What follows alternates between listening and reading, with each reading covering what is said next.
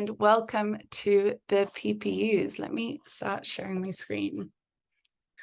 All right, thank you all so much for joining today.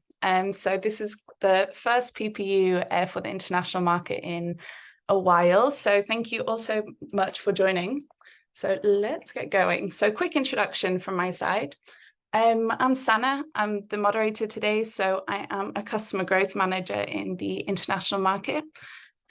So I might actually know some of you already, hopefully so. And with me today is also Lisa. She's going to be the live Q&A moderator.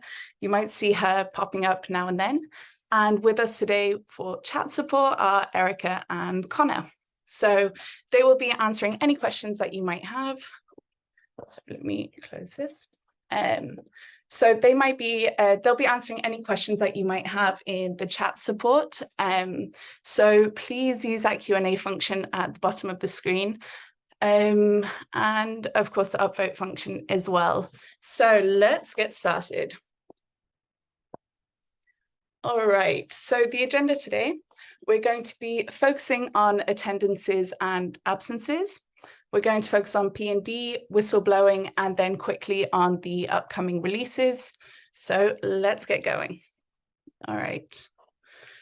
So over here, we have time tracking. So this is actually really interesting. It came from a hackathon that we had in Culture Week. So when I say we, it definitely wasn't me. It was the engineers doing this. So basically, they had a hackathon, and this is one of the things that came out from it.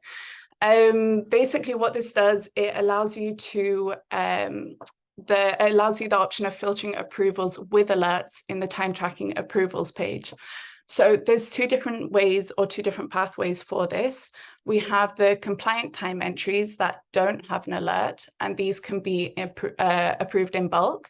And we have the non-compliant time entries with an alert that will have to be approved one by one, or you could do it by bulk, but obviously you want to see what's happening. So let me go ahead and show you. So over here in my demo account, I am now logged in as Emma Webber, and I am going to go to the time tracking. So we can see that Melly has tracked some times over here. What we can see in this page is that we have two with an alert and a couple without. So what we can do now is actually click over here, click no warnings. And what we can do is approve these 4 requests in one go. There's no warning signs coming up, so these should be fine to approve in one go. We have the last 2 left over, which have the alert. Of course, you can also filter by these. And if we open these up, we see some more information about them. So for this one, we see the break hours are missing, and they've tracked more than 8 hours. So you can go ahead and approve these one by one, or of course, you can not approve these. You can still approve these in bulk, but it gives you the option of filtering and making sure that you're understanding the reasons for why there is an alert. So that was time tracking, and now going very quickly into the absence request. So basically, this is pretty simple, and it's just an updated way of requesting absences. You might not have seen it, so I just wanted to show you very quickly. So how we used to do this is going into the absence calendar. What we can do now is actually just going into calendars, and you can just choose the option, so drag and drop however many days you'd like. You can choose the type of absence, of course, the dates you can still alter, and basically do what you did previously, but it's just a nicer overview and easier to do. So let me go back to the absence request. Do we have any questions? Hello. So far, there hasn't been any questions within the Q&A chat, but I'm sure like some questions will be coming up soon. So feel free to everyone to drop all the questions, and we have still a few topics to come. So please write your questions in the Q&A section. Yeah, definitely just highlighting that there's a Q&A at the bottom of the page in your Zoom link, so you can just ask any questions that you might have in like the next, 25 minutes. If you have questions that come up about the time tracking or the absences, also just still write them in the Q&A. All right, so moving on, let's get into P&D. So quick question. So we're going to be talking about how performances, how we can link the goals to the salaries, to the bonuses. Quick question for you. I think we're going to do a poll. Who uses this at the moment? So who actually links the employee goals to their bonus? Oh, okay, amazing. So I see a lot of results coming in, and I think it's 90% to no, we don't do this. So that's great news. I can show you how we do this. So let me exit that. All right, so let me share my demo account again. So what I am going to do here is we're going to go into performance and development and into goals. And just, I think most of you, or at least the people that I've spoken to, some of my customers, we talk about performance and development a lot because we've put a lot of time into it over the past year to really improve this module. So yeah, you will definitely see some more changes coming up with the performance and development module. So we're going to go into goals and we are going to create a new goal. So this goal name, let's call it 10 new hires in a year, or let's say quarter, because the time frame we are going to choose is a quarter. We're going to choose October to December of 2023. And we are not going to allow the employees to update the progress of this goal themselves, simply because they are going to be linked to the bonuses. So let's click next, and we are going to track this individually. We're going to add a sub goal here. And obviously the goal here is to hire 10 new employees. And this is just an easy example that I'm using. So we're going to choose a number as the measure of progress, and the target will be 10.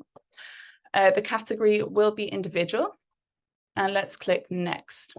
So I am going to give this to Sabrina, who is a recruiter, and let's go ahead and create that goal. If I now go into all employee goals, I will see this new goal being set up for Sabrina.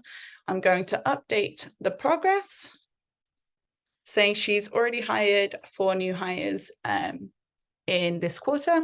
Let's click save. All right. And now, how do we set up this link with the bonuses? We go to Sabrina Smith and we go to her salary tab. So what we see at the moment is we only have the base salary and the one-time compensation. And what we're going to do is actually manage the salary component. So let's go ahead and click manage. And in this bonus section, we're going to add a bonus. Importantly, we want to click goal bonus percentage. I am going to give her a maximum of 1,000 euros if she hits her target for this quarter. Really important here is the bonus period is quarterly.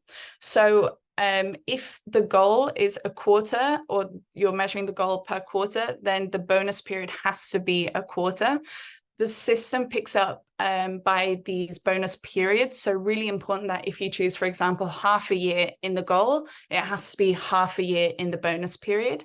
It's also important that you don't have multiple different goals for the same employee. So Sabrina can't have 5 different quarterly goals if you want to link her salary or her bonus to this, because the system won't know which one to pick up. So 1 quarterly bonus for 1 quarterly goal.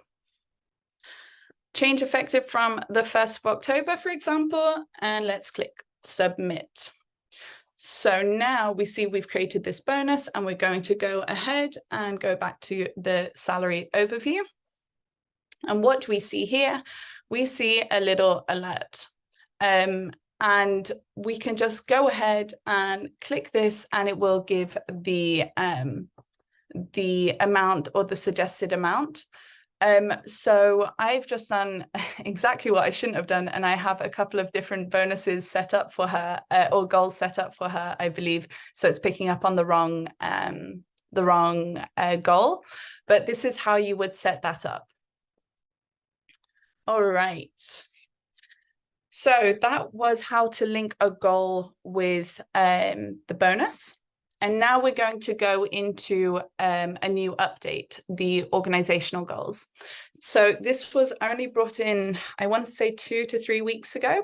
So basically these are company-wide goals that can have added sub-goals and distributed to multiple employees at the same time. So the management of all the organizational goals is done in one centralized place. So how do we do this? Let's go to the goals section again. And you might have seen me do it before, so well, you definitely did. So let's create a new goal and let's go create a goal name. So improve feedback culture in organization. We're going to choose, so this is the time frame, which I mentioned before, really important that you choose the right time frame. For this, I want to choose a half-year period. And I am going to choose July to December of 2023. Let's click next. Here we want to choose combine, centralize, and individual tracking instead of the track individually. So you can now see that we have add organizational goal. If I click that, we can see that we have 2 options. This drop-down menu, these are already goals that we have.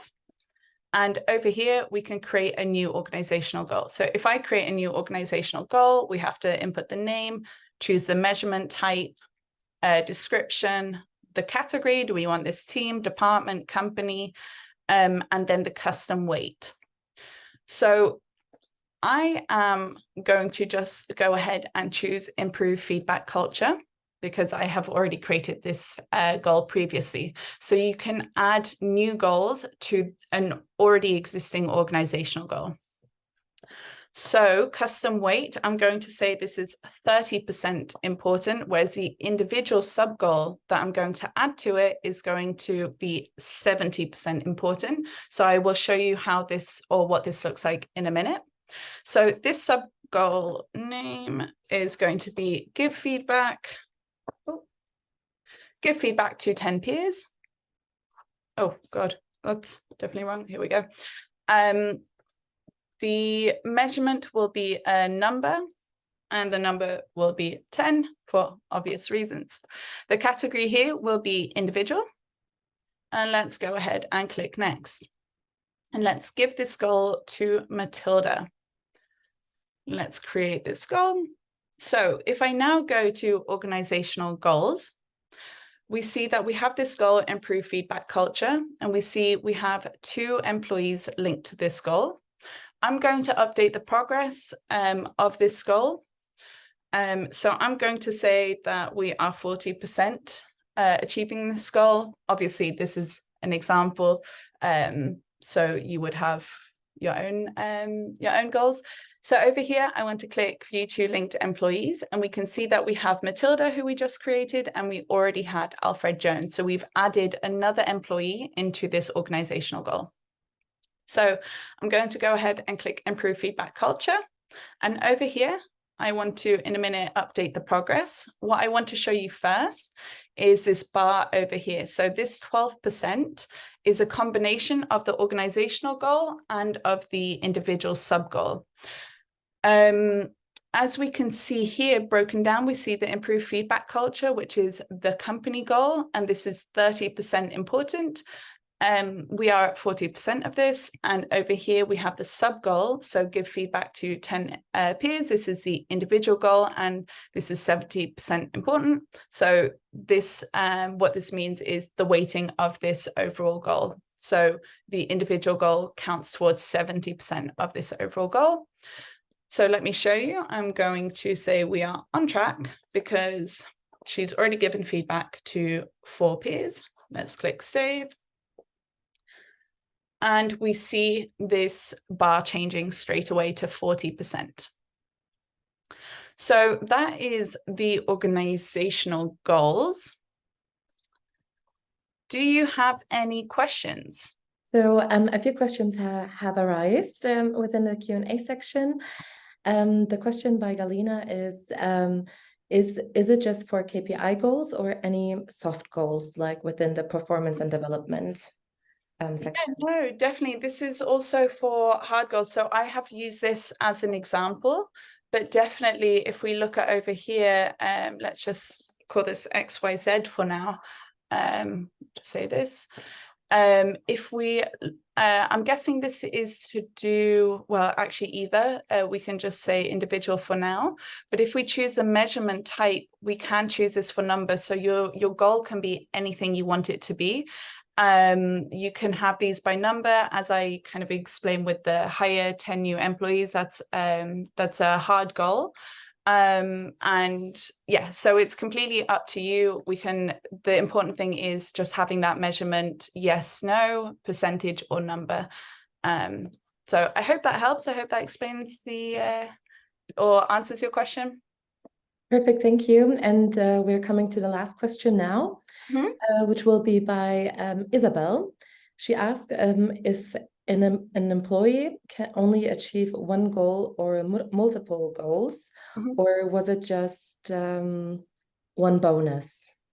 So you can actually have multiple goals. There's no limit to the amount of goals that an employee can have. This is very much related to the bonus. So if you want to set up a quarterly goal, then you need to have one quarterly goal for one quarterly bonus. But you could also have, for example, a monthly goal related to a monthly bonus as well. So you could actually have multiple goals set up for multiple bonuses, but you can't have multiple goals for one period of time for one bonus. But if you're not relating them to the bonus, you can have as many goals as you like. There's no limit to that. Perfect. Thank you so much. No problem. All right. So going on to whistleblowing now.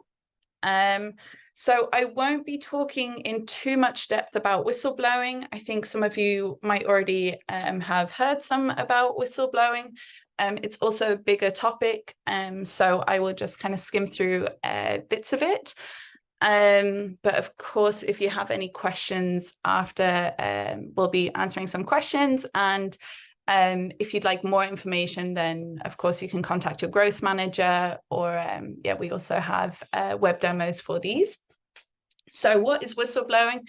It's basically a way to safely report wrongdoing. So I'm going to very quickly show you what our whistleblowing tool looks like. So over here, we have whistleblowing, and I am going to open that up. So this opens in a new tab because it is focused on being anonymous. And it just, so we can't link anything to employees. So importantly as well here, we have the page for the to report the wrongdoing. So basically, this is where we report new cases and also where we follow up on cases. And importantly, this URL is a URL that you can embed in your website, into a company shortcut, in Personio, into Slack, into Notion, Confluence, wherever you like, to make it visible for people to know where to report the wrongdoing. It's for internals and externals, and it can't be linked to to their employees. So this is why they're all opening up in new tabs. To report a case, you simply press report a new case. I won't show you all the information because yeah, it might take a little bit too long and we're on limited time, but you can then also, very important, follow up on a case. So once you've reported a case, you get a one-time password. You need to download this password or save this password, because if you lose this password, you will never, ever be able to access that case again. That sounds very dramatic, but yeah, and this is to remain completely anonymous. So if somebody reports wrongdoing, you need to keep that password to follow up on the case. Otherwise, you will have to go ahead and create a new case. So very quickly, this is the overview of whistleblowing. So as we can see here, we have some open cases. With each open case, we can see the assigned case manager, the category of of the case, we can see which channel, or here, for example, I have a sub-company. We can see what priority it is and what the status is. So if I open this up, we see that there's a chat box here. So this is how you actually communicate with the person who's reported the wrongdoing. So if I type something in here, then the person who reported XYZ will be able to open up and follow up on that case and see the responses to that case. So this is how we keep that two-way communication open. And then what I really want to show you is this part here. So as I mentioned, I work with international customers, and something that's really important is that a lot of the customers that I've worked with, which might also be applicable to you, is that it's often not just one channel that we need and not just one case manager, but maybe you need separate sub-companies or separate offices in different locations who need different case managers. So what I'll show you very quickly in the settings is the reporting channels. So we have different reporting channels here. So we have Egypt sub-company, we have head office Madrid, and we have UKI sub-company. With each of these, we have different case managers. So we can see Alfred Jones here, Sanne Simonis here, UKI, we have Christian and me here. So importantly, I cannot see the cases of the Egypt sub-company. And Alfred Jones, who is a case manager for the Egypt sub-company, cannot see the cases in head office Madrid or UKI sub-company. So again, to keep that anonymity. And then very quickly, categories, we have the 4 set categories, and then we have custom categories that you can create. And then, of course, we have that reporting link that I was talking about before. So that was very quickly on whistleblowing. Are there any questions about whistleblowing? Any specific question about whistleblowing hasn't come up. But next question by Julia would be related to the goals. If there are, is there like any review cycle that we can run to review the goals, like a 360 annual review?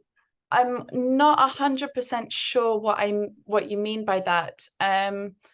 Is that to have the 360 review cycle and then have the goals linked to it? Because I mean, one thing that you can do is in one of the, and again, I'm not sure if this is exactly what you mean, but what you could do, for example, in the manager review, in the form, actually have one of the questions being, how did they achieve in comparison to their goals, or how did they achieve with XYZ goal, for example? You could do that and link that into the performance reviews. But I'm not 100% sure that is exactly what you're asking. I hope it is, and I hope that answered the question. Thank you. And I have also seen like there has been a few questions around whistleblowing now rising up. The first question by Nicole would be, can you show management reporting regarding whistleblowing? No. So what happens is with these case managers, you can, of course, have management being a case manager, and that would be very simple to do. That would be just where I showed before, where you can add, let's add a case manager here. And for example, in my demo account, Emma Weber is the CEO, so I can add her into this. But you can't share cases with other people, and this is just to remain anonymous. The best way to do that would be to add the people that you want to share the information with as a case manager. Perfect. Thank you so much. No problem. All right, so moving on. We have a couple minutes left. I'll be very quick here. So this is about our releases, surveys, and compensation. So I actually realize now it says upcoming releases. We've actually released it in the early adopter program. So definitely get in touch with us if you want more information on this. I won't go into too much detail, but just quick overview of what they are. We do have a webinar actually for surveys right after this PPU. So if you're interested, the link will be in the chat. And compensations, we have a webinar tomorrow, and the link will also be in the chat for that. But always feel free to contact your growth managers. We're always happy to support you with this by sending more information or doing a demo for you. So if you're interested, definitely get in touch with your growth managers. So very quickly, surveys. It's basically a very straightforward way to create, send, and analyze surveys in one place. Something that I love about this is that you have the option of having it to be anonymous, or to have it be that the results are linked to the employees. So yeah, it's up to you which one you want to use for this. And then upcoming releases as well, or actually newly released, is compensation. So basically, what is this? It is to make salary reviews easy, submit changes across the whole team, easily approve and sign off on changes. Something great about this is it really adds transparency into why the salary reviews are happening and how they've happened. My favorite part of this is actually that you can update the salaries with just a click of the button. So on the final step is basically a button that says update salaries. All the salary changes you have made in that cycle or in that review cycle will automatically be pushed to the employee profile. So their salaries will automatically be updated from the date you choose them to be updated by. So again, if you want more information, definitely get in touch with your growth managers, and the links for both of these for the webinars will be in the chat. So what comes next? We have the event newsletter. So it's a great place. It's released every month. And it's a great place to receive and get more information on what's happening in the community. We really want to build up this international community and have more of these. So definitely sign up to that, and we'll be sending them directly to your inbox. The next PPU will be in January. So we're doing these on a quarterly basis. And finally, we have the upcoming HR hour, and this for onboarding. This is going to be really great. It's one of my colleagues, Amber, who is a customer success manager. She knows so much about the onboarding process, and she's going to talk about best practice and how you can really apply this to different situations. So this will be in November, and I would highly encourage you all to go. I think I might go just to get some tips and tricks from her. So that was it. Thank you all for attending. I hope you enjoyed it, and yeah, hopefully see you in January. Thanks, everyone.